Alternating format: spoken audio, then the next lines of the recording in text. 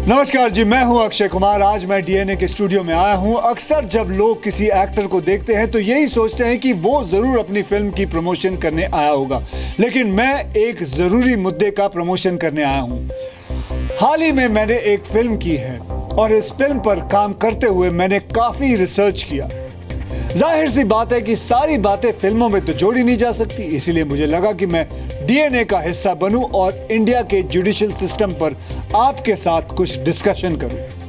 आज भी हिंदुस्तान में जब कोई अन्याय होता है या कोई झगड़ा सुलझ नहीं पाता तो लोग यही कहते हैं कि I will see you in court.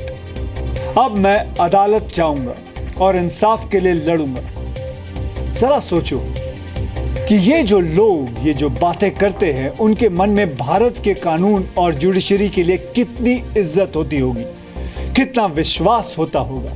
लेकिन सवाल ये है कि जब आप अदालत जाते हो तो क्या वो इंसाफ इतनी आसानी से आपको मिल जाता है? और इस सवाल का जवाब हां भी है और ना भी है। कुछ लोगों को इंसाफ मिल जाता है और कुछ को नहीं भी मिलता। हमारे देश में इंसाफ पाने का रास्ता मुश्किल भी होता है और जी लंबा भी होता है। जिस देश में 3.5 करोड़ मुकदमे लटके हुए हों, वहां इंसाफ हमेशा रेड लाइट पर खड़ा रहता है। मुकदमों का ये ट्रैफिक जैम कब और कैसे खुलेगा, यही बहुत बड़ा सवाल है। हालांकि मुझे विश्वास है कि खुलेगा जरूर। इस सवाल पर ही मैं आप सबसे बात करने आया हूं।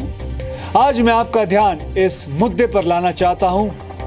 कुछ तो है जो ठीक नहीं हो रहा है और कुछ है जो ठीक करना पड़ेगा, बदलना पड़ेगा। आज मैं आपको कुछ आंकड़े दिखाऊंगा जो आपकी आंखें खोल देंगी हमेशा हमेशा के लिए।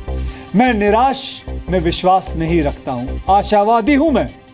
तो चलिए शुरू करते हैं आपसे मेरा आज का ये संवाद।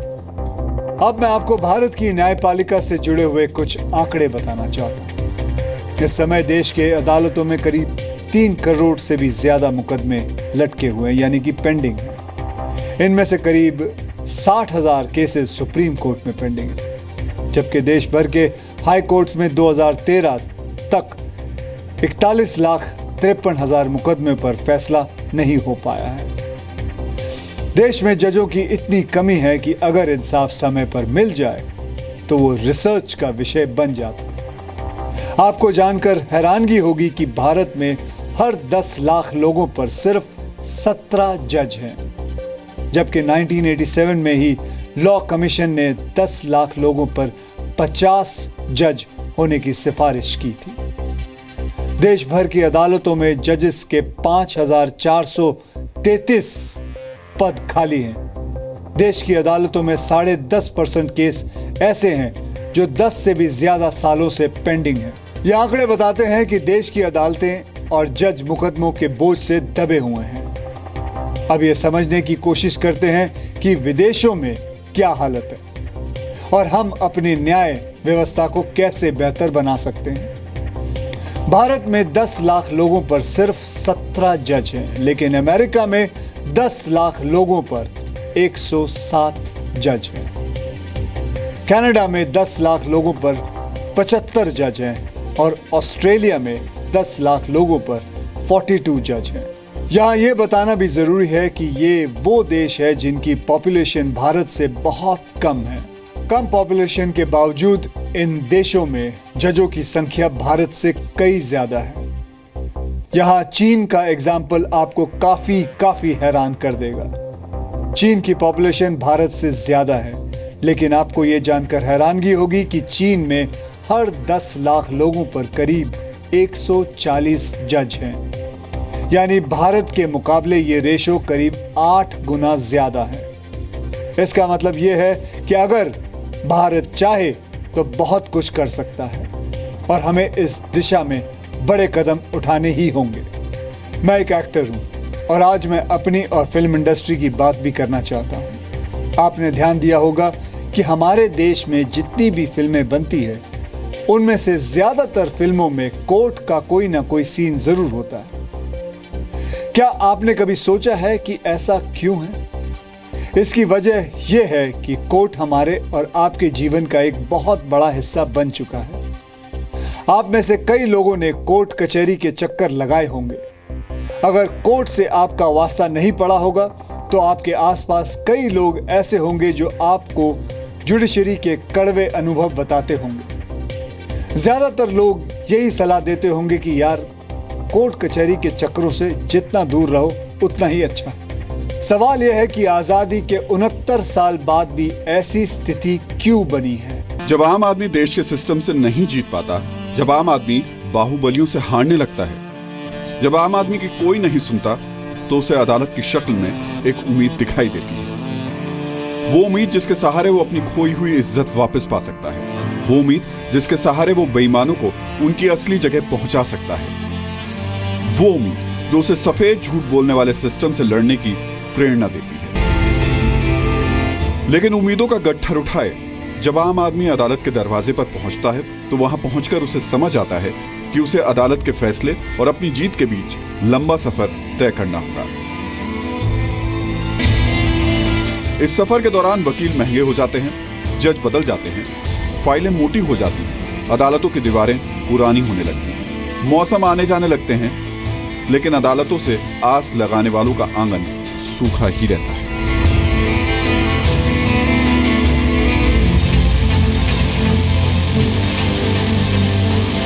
कई बार तो फैसला आने से पहले ही गुहार लगाने वाला इस दुनिया से चला जाता है, लेकिन अदालतें अपना काम करती रहती हैं। कोर्ट कचहरी के चक्कर कोई नहीं काटना चाहता, लेकिन जरा से विवाद पर हर आदमी धमकी कोर्ट में देख लेने की ही देता है। अदालतें भी ये सब देख रही हैं। आंसू सिर्फ अदालतों के चक्कर काटने वालों की आंखों में ही नहीं, बल्कि ये दर्द उन लोगों का भी है जिनके कंधों पर सबसे महत्वपूर्ण जिम्मेदारी है, यानी न्याय देने की जिम्मेदारी, फैसला सुनाने की जिम्मेदारी, इंसाफ देने की जिम्मेदारी। I remember when I was in 5th standard or 6th standard, there used to be a paper of arithmetics. वो पूछते थे सवाल कि अगर एक सड़क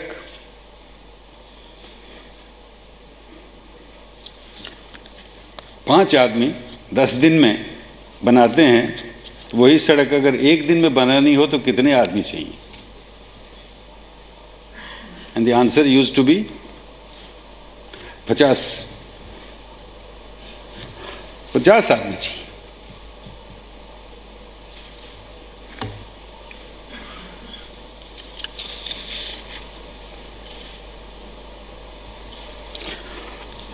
अठतीस लाख 68,000 केस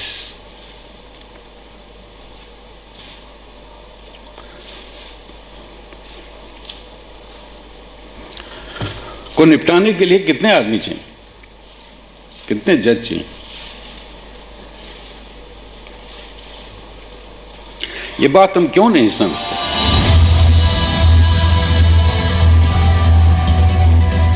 अदालतें मिनटों में न्याय नहीं कर सकती, न्याय संभल कर किया जाता है, सभी तथ्यों को जांचने के बाद। लेकिन जब न्याय देने वालों की संख्या इतनी कम होगी तो फिर इंसाफ का रास्ता लंबा होता जाएगा।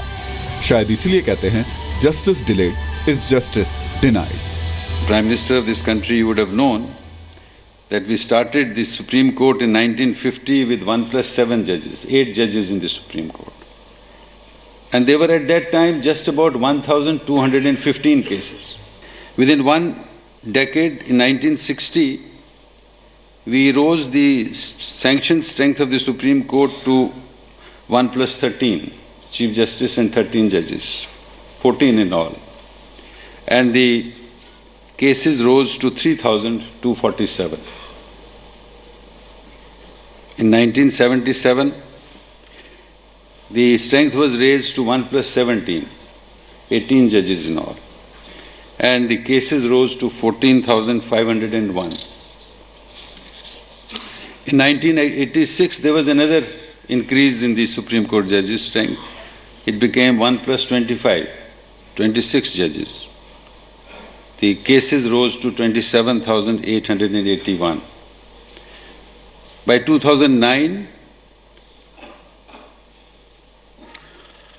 the strength rose to 1 + 30, which is the current strength, 31 in all, and the cases rose to 77,151.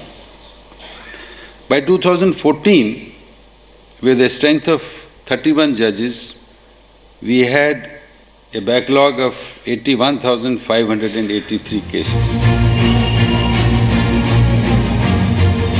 कानून के हाथ जरूर लंबे होते हैं, लेकिन कई बार न्याय दिलाने में मदद करने वाले वकीलों का दिल बड़ा नहीं होता। वो अपने मुवक्किल से मोटी फीस तो जरूर वसूलते हैं, लेकिन न्याय दिलाने में अक्सर देर लगा देते हैं।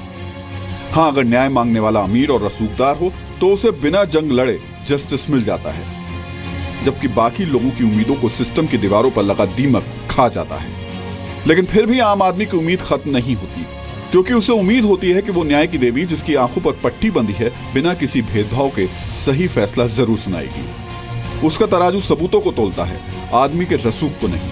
उसकी तलवार अन्याय को काटती है, उम्मीदों को नहीं। और उसका फैसला कार्रवाई को मुलतवी करता है, उम्मीदों को नहीं। ब्यूरो रिपोर्ट, जी मीडिया। जहां आपको एक हैरान करने वाली बात भी बताना चाहता हूं। काला कोट पहनकर और हाथ में कानून की मोटी किताब उठाकर कचहरी में टहलने वाला हर व्यक्ति सच में वकील ही हो, इसकी कोई गारंटी नहीं है। बार काउंसिल ऑफ इंडिया आजकल देश की अलग अलग अदालतों में प्रैक्टिस करने वालों वकीलों को वेरीफाई कर रही है। इस प्रोसेस में बार काउंसिल ऑफ इंडिया ने यह अनुमान लगाया है कि हमारे देश में कम से कम 40% वकील नकली हैं। ऐसे वकीलों में से कुछ वकील फर्जी डिग्री के आधार पर अदालत में प्रैक्टिस कर रहे हैं, जबकि कुछ ऐसे भी हैं जिन्होंने कभी भी कानून की कोई शिक्षा हासिल ही नहीं की। वेरिफिकेशन की यह प्रोसेस अभी जारी है, इसलिए यह बता पाना मुश्किल है कि देश में किस हिस्से में सबसे ज्यादा फर्जी वकील हैं। लेकिन इतना तो जरूर है कि हमारे सिस्टम में बड़े पैमाने पे बेईमानी हो रही है। आपने देखा होगा कि हमारे देश में बहुत सारे वकील ऐसे होते हैं जो लोगों को इंसाफ दिलाने की बजाय अपराधियों को बचाने में जुट जाते हैं। इसके लिए सबूतों को मिटाया जाता है, गवाहों को खरीदा जाता है, कई बार चालाकी से मुकदमों को लटकाया जाता है, लंबा खींचा जाता है। और इस सब के बीच जो आदमी इंसाफ के लिए कोर्ट में गया होता है वो निराश हो जाता है। ऐसे बेईमान वकील अपनी जिम्मेदारी से बच नहीं सकते। यहाँ मैं साफ कर देना चाहता हूँ कि सारे वकील बुरे नहीं होते। वकीलों के बीच भी अच्छे कुछ लोग मौजूद हैं और वो अपना काम पूरी ईमानदारी से करते जा रहे हैं। और अब मैं डीएनए में एक खास मेहमान को बुलाना चाहता हूँ जिनका नाम है Sudhir Chaudhary.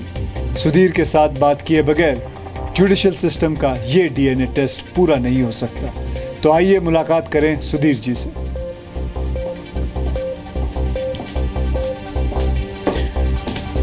Thank you so much Akshay, मुझे डीएनए में ये मौका देने के लिए और यहाँ बुलाने के लिए। जी बहुत बड़ी बात है, ये आपका बड़प्पन है कि आप मुझे थैंक यू कह रहे हैं, जबकि मुझे आपको थैंक यू कहना चाहिए। पर मैं आपसे ये जानना चाहता हूँ कि आपने वकील की भूमिका निभाई और आज आप डीएनए में ये पूरा प्रोग्राम पेश कर रहे थे, आपको ज़्यादा आसान क्या लगा? एनी टाइम जो मेरा किरदार है एक एक्टर का, वो मुझे एनी टाइम ज़्यादा अच्छा लगा और ज़्यादा आसान लगा, क्योंकि मेरे पास बहुत वक्त होता है, बहुत रीटेक्स दे सकता हूँ और मुझे डायलॉग जो है बहुत पहले दिए जाते हैं, समझा जाता है, 1 साल पहले ही इसके बारे में चर्चों पे बात होती है। लेकिन आपका जो प्रोग्राम है वो उसी वक्त तुरंत आपको फैक्ट्स एंड फिगर्स बात करने पड़ते हैं। तो आई थिंक आपका जो ये प्रोग्राम है और जिस हिसाब से आप बात करते हैं एंड आप डेली बात करते हैं नई नई चीज़ों पे, नए नए मुद्दों पर, I think you have the more hard job than me. तो आज हमारा ये जो रोल रिवर्सल था बड़ा इंटरेस्टिंग रहा। मुझे भी आज एक नया अनुभव मिला कि जब गेस्ट आते हैं मेरे शो में तो कैसे उनको क्या महसूस होता है। आपको अनुभव नहीं, आपको थोड़ा विश्राम मिला। पर जैसा अक्षय आपसे कह रहे थे कि आज वो जुडिशरी के बारे में आपसे कुछ कहना चाहते थे, और हम भी लगातार ये कोशिश करते हैं कि अलग अलग जो गंभीर मुद्दे हैं इस देश के सामने, उनके लिए हमारे पास कुछ एम्बेसडर्स होने चाहिए, कुछ ऐसे लोग होने चाहिए जो आपके सामने आएँ और उन मुद्दों को एक नए तरीके से आपके सामने पेश करें। और आज अक्षय ने भी यही कोशिश की। अक्षय, बहुत अच्छा लगा कि आपने फिल्मों के अलावा दूसरे मुद्दों पर आज बात की, और ये हमारे देश का एक बहुत बड़ा मुद्दा है, बहुत गंभीर मुद्दा है, जुडिशरी सिस्टम। हमारे वकील, हमारी कोर्ट कचहरियाँ कैसे कैसे चलती हैं। लेकिन तमाम आंकड़े अक्षय ने आपके सामने रखे, लेकिन सॉल्यूशन मैं अब आपको बताना चाहता हूं कि सॉल्यूशन क्या है। अब सवाल यह है कि भारत के जुडिशियल सिस्टम को मुकदमों के इस बढ़ते बोझ से मुक्ति कैसे मिलेगी, क्या यह संभव है?